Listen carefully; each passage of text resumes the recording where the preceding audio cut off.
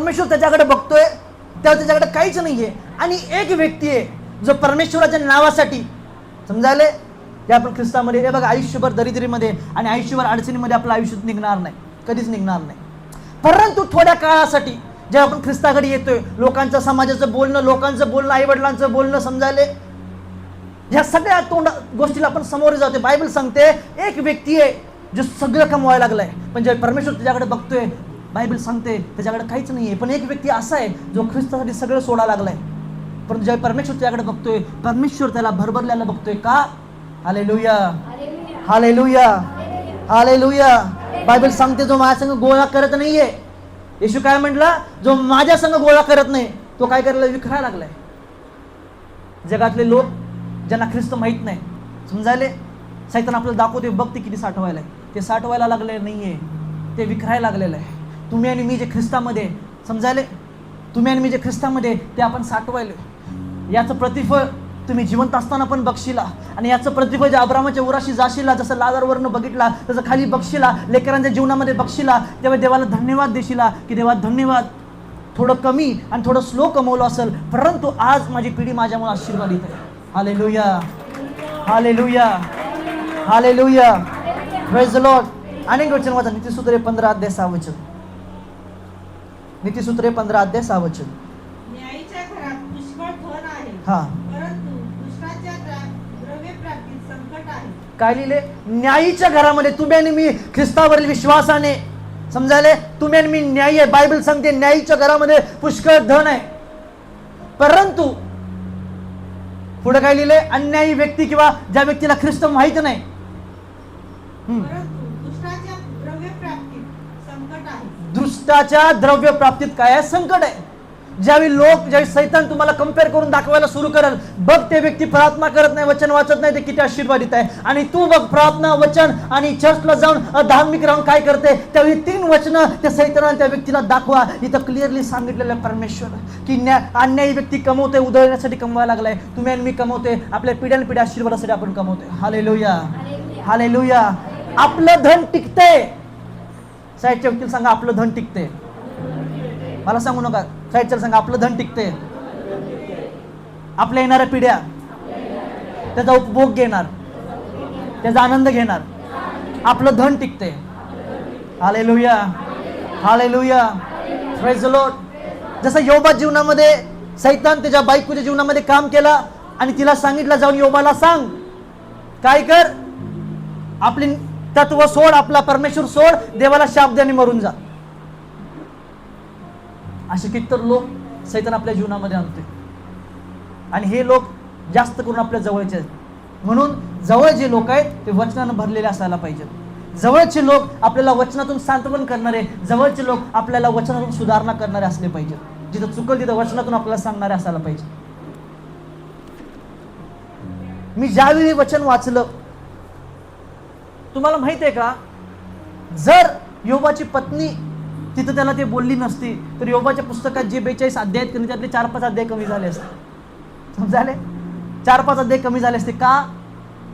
तर योबाच्या मनामध्ये ती खंत आली की देवा, इतकी अर्पण मी केली, ज्या त्याची पत्नी बोलली. कसं सैतान काम करतोय. सैतान तुमच्या नजरेद्वारे तुमच्या जीवनामध्ये एंटर करतोय, तुमच्या बोलण्याद्वारे तुमच्या जीवनामध्ये एंटर करतोय, तुमच्या खाण्याद्वारे तुमच्या जीवनामध्ये एंटर करतोय, तुमच्या कानाद्वारे तुमच्या जीवनामध्ये एंटर करतोय. कान आपला शब्द पारखणारा असायला पाहिजे. जसं जीभ चव पारखते, तसं कान आपला शब्द पारखणारा असायला पाहिजे. आपल्याला माहित पाहिजे की हा जे व्यक्ती आज माझ्यासंग बोलत आहे, हे देवाच्या कृपेतून, देवाच्या प्रेरणेतून, देवाच्या वचनातून माझ्यासंग बोलत आहे, किंवा सैतान याला माझ्यापाशी पाठवलंय जेणेकरून मी परमेश्वरापासून दूर जावं. Hallelujah, hallelujah, hallelujah, praise the Lord. 4-5 अध्याय त्यातनं कमी झाले असते, पण ज्या त्याची पत्नी बोलली त्याला आठवलं की माझ्या लेकरासाठी मी रोज अर्पण करायचो. समजाले? माझ्या कुटुंबातल्या जितकी त्याला लेकर होती प्रत्येकासाठी अर्पण करायचं येऊन. त्याला आठवलं की देवा, इतकं प्रामाणिक जगून माझी परतफेड काय केलीस. त्या गोष्टीमुळे त्या जीवनात खंत आली आणि 4-5 अध्याय एक्स्ट्रा वाढले. त्यामध्ये त्या देवासंग भांडायला सुरू केला. प्रियानो, तुम्ही आणि मी जे आपण देवासाठी त्याग करत आहे, जे देवासाठी बोलणं आपण खाऊन घेत आहे, या गोष्टी व्यर्थ जात नाहीत. मी एकही अशा सेवकाला ओळखत नाही यानं साक्ष देताना असं म्हटलं की मी देवासाठी इतक्या इतक्या गोष्टी सोडला आणि परमेश्वर अजूनही मला त्या गोष्टी परत दिला नाही. एकही साक्ष मी अशी ऐकली नाही. Hallelujah, hallelujah, hallelujah, praise the lord. साईकच्या व्यक्ती सांगा, देव विश्वास आहे. विश्वासानं सांगा, देव विश्वास आहे. Hallelujah, hallelujah, praise the Lord. समजायला मी काय सांगले, ज्यावेळी लोक तुम्हाला कम्पेअर करून दाखवायला सुरू करतील, ते बघ त्याचं आरोग्य किती चांगलं आहे, तुझं विश्वास करून करून करून समजायला गुडघ्यातलं दुखणं आता तुझ्या मणक्यापर्यंत गेले. Hallelujah, hallelujah, praise the lord. मी पुष्कळ उदाहरण देते तुम्हाला. समजा आता 1 ग्राम सोन्याची किंमत काय? 1 ग्राम सोन्याची किंमत वाचलं तुम्ही काय सांगायला, इथं भाडं भरायचं विना झाल्याने. कधी आपण या गोष्टी माहिती ठेवत नाही का? आम्ही कुठं घेणार आहे? Hallelujah, hallelujah, praise the Lord. कधीतरी या गोष्टीवर आपण परमेश्वर प्रेरणा करायला शिकूया की काय किंमत आहे 1 ग्राम सोन्याची? किती? 20,000. 15,300. करेक्ट, 15,300. हालेलुया. तुम्हाला 1 ग्राम सोनं केवढं असते? एवढं असेल ना? एवढं असते ना? एवढं. मला सांगा, मी मागच्याही पण उदाहरण दिलं. 1 ग्राम सोनं तुमच्याकडे आहे, 15,300 खर्च केला तुम्ही आणि 1 ग्राम सोनं आणला आणि जाताना शनिवारच्या बाजारात तुम्हाला बेंटेक्सचा हार दिसला आणि ते हार लय मोठा आहे, असा घातला नाही झगमगणार आहे पूर्ण. कुठल्या पण लग्नात घालून जावं फक्त तुम्हीच आणि तुम्हीच. मला सांगा, आपल्यात कोण असं हुशार आहे की शनिवारच्या बाजारात जाऊन 1 ग्राम सोनं देऊन ते बेंटेक्सचा हार विकत घेणार फक्त यासाठी की दिसायला चांगलं आहे आणि ते घातल्यावर आपल्याला चांगलं वाटेल म्हणून? का? नको. हालेलुया. 1 ग्राम सोनं छोटं आहे पण अडचणीत समजायला त्याची किंमत जास्त आहे. बेंटेक्स कोण घेणार आहे? 300ला जर आणलं तर द्यायला गेल्यावर 150 पण देत नाही त्याचं. हालेलुया. तसंच परमेश्वराचं नाव आहे. समजायले, ज्यावेळी लोक जगातल्या लोकांना तुम्हाला कम्पेअर करतील, जगातल्या लोकाला जगाच्या धनाला आणि देवाच्या आशीर्वादाला कम्पेअर करतील, तर लक्षात ठेवायचं जगामध्ये सगळं बेंटेक्स आहे. ते आत्ता दिसताना चांगलं वाटेल, घातल्यावर चांगलं वाटेल, परंतु ज्यावेळी तुम्ही अडचणीत याल ते जगाचं बेंटेक्स तुम्हाला काही मोबदला देऊ शकत नाही. पण ख्रिस्ताचं नाव आहे. बायबल सांगते की ज्याने कोणी आपली दुसरी त्याच्याकडे लावली त्याची मान कधी लाजाने काळवडली नाही. Hallelujah, hallelujah, hallelujah, hallelujah, praise the Lord. जेव्हा तुम्ही सोनारकडे 1 ग्राम सोनं घेऊन जाताय, समजायला तुम्ही खाली हात परत येत नाही, तुम्ही काही तर ना काही तर घेऊन परत येत आहे. पण ते जर बेंटेक्स सोनारकडे तुम्ही घेऊन गेला, हालेलुया, त्याला म्हणणार की अरे हे मी बघून घेतले. त्याला तुम्ही किती जर तासभर बसून एक्सप्लेन केला की बेंटेक्स आहे पण याची डिझाईन किती भारी आहे, यातला खडा किती भारी आहे, ते म्हणून बाहेर पड म्हणले.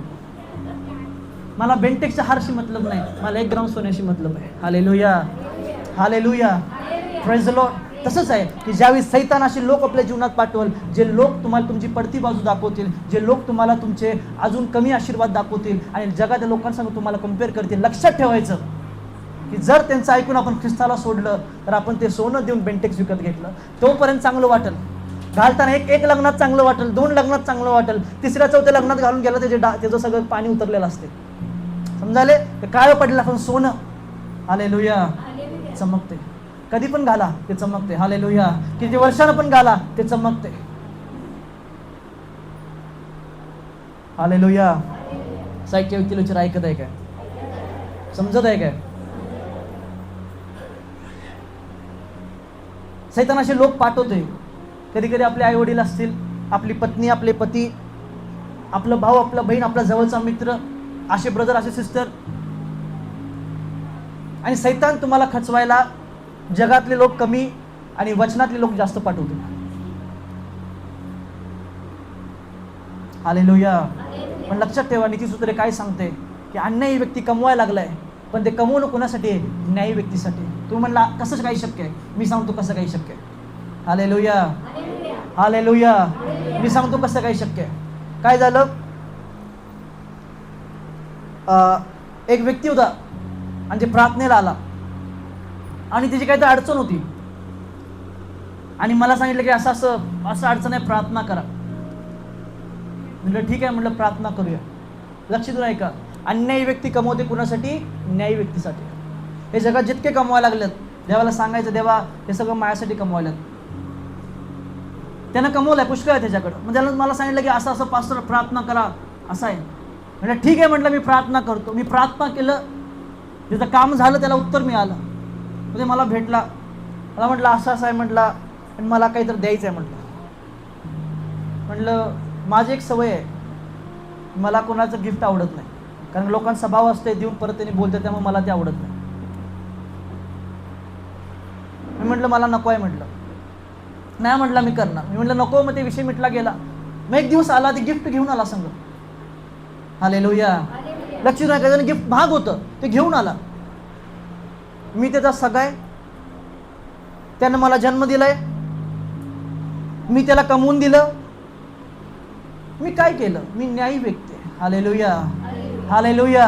मी काय केलं? मी न्यायी व्यक्ती आहे. माझ्याकडे येशूचं नाव होतं, त्याच्याकडे बेंटेक्स होतं, माझ्याकडे सोनं होतं. Hallelujah, hallelujah. त्यानं कमवलं. लक्ष देऊ नये का? त्यानं कमवलं, परंतु ते खर्च कुणासाठी केला? माझ्यासाठी केला. Hallelujah, hallelujah. Praise the Lord. Bible हे सांगते की अन्यायी व्यक्ती कमवायला आहे, पण ते तुमच्या माझ्या न्यायी लोकांसाठी कमवायला आहे. एक दिवस ते अडचणीत पडेल, तुम्ही जाऊन त्याला सांगाल काही टेन्शनची गरज नाही, मी तुमच्यासाठी प्रार्थना करतो. जे तुम्ही प्रार्थना कराल, त्याची अडचण जे त्याचा पैसा काढू शकल नाही, त्याची अडचण जे त्याची घर गाडी बंगला काढू शकल नाही, तुमची 1 मिनिटाची प्रार्थना जी अडचण काढून टाकल. समजायले? आणि जे घर गाडी बंगला सैतान तुम्हाला कम्पेअर करून दाखवत होता, तो माणूस असं म्हणेल माझं हे घेऊन जावं म्हणून. Hallelujah, hallelujah, hallelujah. परमेश्वर समर्थ आहे. म्हणून लक्षात ठेवा, कधीच आणि कधीच जे सैतानानं पाठवलेले लोक तुमच्या जीवनात येतात आणि कंपेअर करायला सुरू करतात, ते व्यक्ती बघ किती घाणीडं जीवन जगालाय आणि ते किती भारी त्याचं लाईफ चालू आहे, आणि तू बघ एवढं पवित्र जीवन जगून तुझ्या जीवनात काय चालू आहे. कधीच आणि कधीच त्या गोष्टीला हामी भरायचं नाही. कधीच आणि कधीच अशा लोकांसमोर थांबायचं नाही. कधीच आणि कधीच अशा लोकांचा पाहुणचार करू नका. ते तुम्हाला तुमच्या परमेश्वराविरोधात भडकवतात. ते तुम्हाला तुमच्या परमेश्वराविषयी मनामध्ये हीन भावना तयार करतात. एक व्यक्ती ज्याच्या मनामध्ये देवाविषयी हीन भावना आहे, तो मी सांगतोय का आभार रूपी अंतकरणानं कधी देवाची आराधना करू शकत नाही. एक व्यक्ती ज्या मनात देवाविषयी हीन भावना आहे, देवाविषयी राग आहे, तो कधीच आणि कधीच संतुष्टीनं परमेश्वराच्या राज्यात पेरणी करू शकत नाही. तो करल, पण द्वेषातनं करल, लोक फोर्स करल्यात म्हणून करल. हालेलुया. म्हणून बायबल सांगते सर्व रक्षणी गोष्टीपेक्षा आपल्या अंतकरणाचं रक्षण करा. का? हे सगळे शब्द आपल्या अंतकरणामध्ये जातात आणि आपल्या अंतकरणामध्ये परमेश्वराविषयी, देवाच्या मंडळीविषयी, देवाच्या लोकांविषयी, सेवकाविषयी हीन भावना तयार करतात. Hallelujah, hallelujah. Praise the Lord. Look 13 अध्याय, माझ्याकडे 15 मिनिटात फक्त. लूक 13 अध्याय 10 ते 13 वचन वाचा.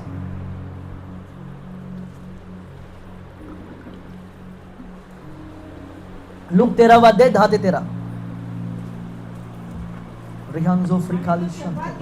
हा, आणि तो शब्दात दिवशी एका सभा, एक चर्च मध्ये येशू शिकवत होता. आणि तेव्हा पहा, जिला 18 वर्ष कुबडा, समजायले तिचा आत्मा त्याला लागलेला आहे, त्या स्त्रीला. अशी एक बाई तिथं होती. हा, आणि ती कुबडी असून आणि तिला अगदी उभे राहत नव्हते. आणि येशूने तिला पाहिलं आणि येशूने तिला जवळ बोलवलं आणि तिला म्हटले, बाई तू आपल्या विकारापासून. Hallelujah, hallelujah. तुम्हाला माहिती आहे का, जुन्या काळामध्ये देवाची मंदिर जसं आपण इथे असं नव्हतं, चढावर असायचं, वरती असायचं. 18 वर्ष ती स्त्री, हे बघा, कधीच आणि कधी सांगतोय का, कोणताही शारीरिक आजार पुरुषासाठी इतका काय म्हणतात त्याला, अवघड नसते, पण स्त्रियांसाठी शारीरिक आजार खूप अडचणीची गोष्ट असते. एक स्त्री आहे, 18 वर्षाची आहे ती. समजा तिचं वय जर आपण 50 धरू, बरोबर आहे, 50 जर तिचं वय धरलं, त्यातनं 18 काढल्यावर किती होते? किती? 32. 32 वर्षाचं असताना तिला ते आजार सुरू झालाय. 32 वर्ष म्हणजे अजून यंग आहे. हालेलुया. 32 वर्ष म्हणजे अजून यंग आहे. मी उदाहरण देत आहे फक्त. तरुणपणामध्ये, भर तरुणपणामध्ये तिला ते कुबड यायला सुरू झाले.